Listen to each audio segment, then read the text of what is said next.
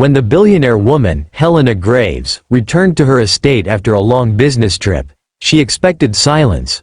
Wealth had given her everything: mansions, cars, influence, but it had also left her home hollow. Yet that afternoon, when she pushed open the gates, laughter echoed across the garden. She froze. There, by the fountain, her janitor and his young son were splashing each other with the water hose, their joy uncontainable. Simple. Pure. Real. Helena stood watching, her designer heels sinking into the grass, her chest tightening in a way she hadn't felt for years. A part of her envied them. They had nothing, yet their laughter filled the air like music. She had everything, and yet her world often felt silent. And in that moment, an old story her grandmother once told her came rushing back. A story about kindness. About sacrifice. About a Comanche girl and the man who had saved her from the rails of death.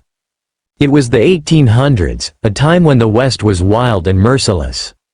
The train tracks cut through the land like veins of iron, carrying progress for some and tragedy for others.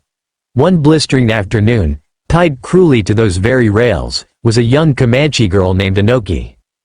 Her wrists were raw from rope, her face streaked with dust and tears. In the distance, the whistle of an approaching train wailed like a predator's cry. "Please," she screamed, her voice carrying into the empty plains. "Please save me, I'll marry you, I'll do whatever you want. Just don't let me die here." The world seemed deaf to her cries until a rider appeared. Ethan Callahan, a rancher, a man weathered by war and wilderness, reined his horse hard when he saw her. His blood ran cold. The train was coming fast. Without a second thought, he leapt from his saddle. His knife slashed through the ropes just as the ground began to tremble under the train's weight. "Hold on," he barked, lifting her into his arms. They tumbled off the tracks, rolling into the dirt as the engine thundered past, the wind whipping like a storm. For a moment, there was only silence. Her chest rose and fell rapidly against his. Tears spilled down her face as she whispered, "You saved me. My life, it belongs to you now." But Ethan shook his head. "No, your life belongs to you. I didn't save you to take something. I did it because no one deserves to die like that." Yet Anoki could not let go of her vow. In her culture, a life saved was a life bound. She followed Ethan back to his small ranch, insisting she would serve him, work for him, even marry him if he wished. At first, he resisted. He was a man haunted by loneliness, wary of companionship. But as days turned into weeks, something shifted. Anoki wasn't a burden, she was light. She filled his empty home with laughter, her songs weaving warmth into wooden walls. She worked beside him in the fields, teased him when he grew too serious, and taught him to see beauty in the smallest things. A flower growing between rocks, a hawk circling against the sky. Still, the whispers in town grew. A white rancher and a Comanche woman. People spat insults in the dirt when they passed. Some told Ethan to send her away before trouble came. One night, after a particularly cruel encounter at the saloon, Ethan slammed his fist against the table. "Maybe it's better if you leave," he muttered. "I can't protect you from the world's hatred." Anoki stood quietly, then stepped close. Her voice was calm but steady. "Do you think I'm afraid of whispers, Ethan? I begged for my life on the rails that day. And you gave it back to me. But what you don't see is this. Every day since, you've given me more than life. You've given me dignity. Kindness. A reason to hope again. Why would I leave the only place I've ever felt safe?" Her words silenced him. For the first time, Ethan realized that she had not bound herself to him out of debt. She had chosen him, freely. Their bond deepened, but Ethan still held back. His heart bore scars, and he feared promising more than he could give. Until one evening beneath the vast Texas sky, he finally found the courage. "You once said you'd marry me if I asked," he said, his voice rough, "but I don't want a wife out of fear or duty. I want a wife who stays because she chooses me. Anoki, I choose you. Will you choose me, too?" Her eyes filled with tears, but her smile was radiant. "I already have."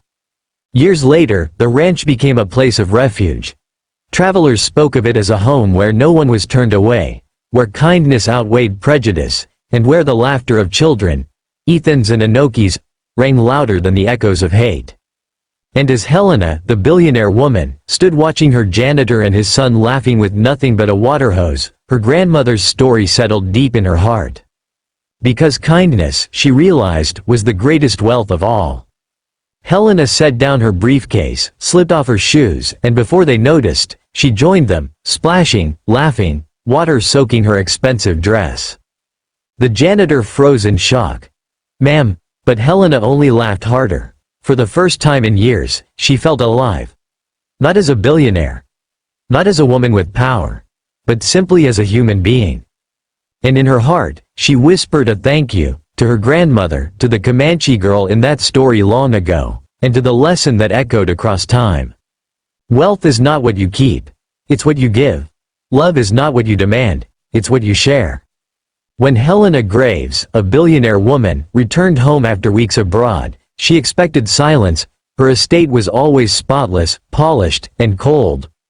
Wealth had given her everything: yachts, private jets, designer gowns. Yet her life felt empty. That evening, though, something unexpected greeted her. As she stepped through the garden, she stopped in her tracks.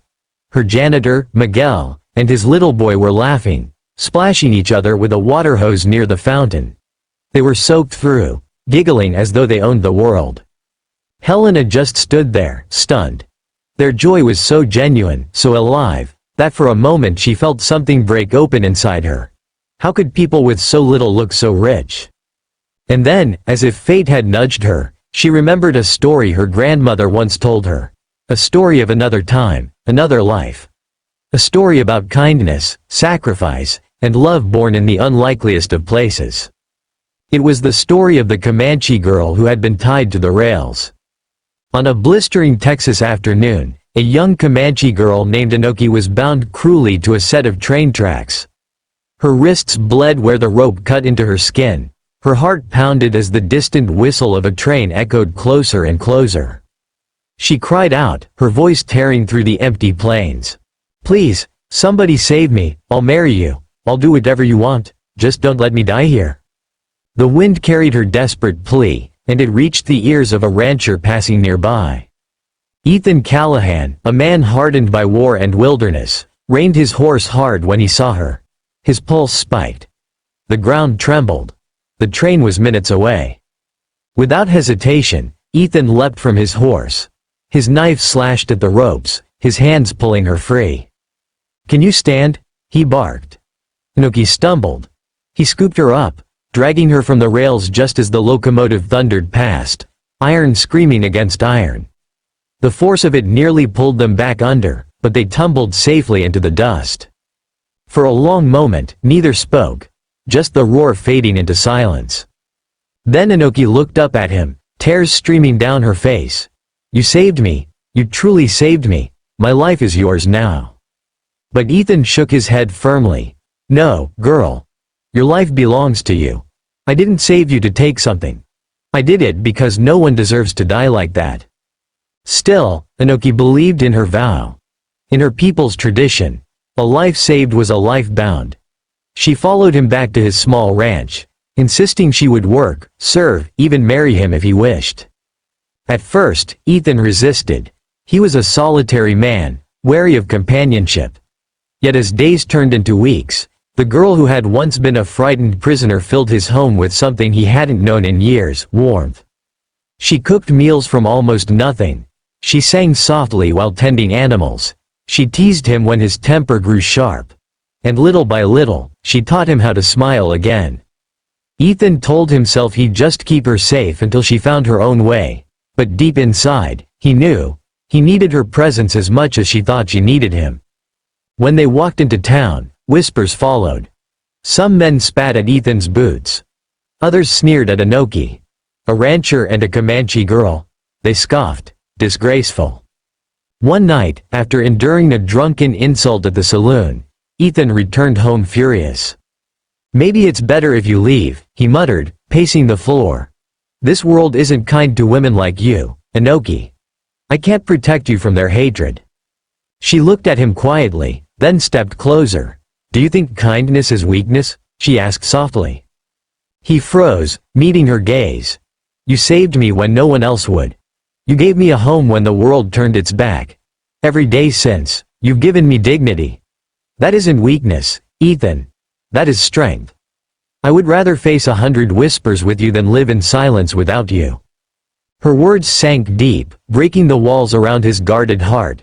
For the first time, Ethan realized Inoki didn't stay from duty. She stayed because she chose him. Years passed. The little ranch became a place of refuge. Travelers spoke of it as a home where no one was turned away, where kindness was stronger than prejudice, and where children's laughter filled the air. Ethan and Inoki proved that love wasn't about background, race, or wealth. It was about choice, sacrifice, and trust. And Helena, standing barefoot in her garden as the janitor's son splashed water onto her expensive dress, felt the story ripple through her own life. For the first time in years, she didn't care about the estate, the titles, or the money. She joined their laughter, chasing the little boy around the fountain, her heart lighter than it had been in decades. Because she finally understood the lesson her grandmother's story carried. Wealth is not measured by what you keep, it's measured by what you give. Love is not owed, it is chosen. And kindness, even in the smallest act, can change a life forever.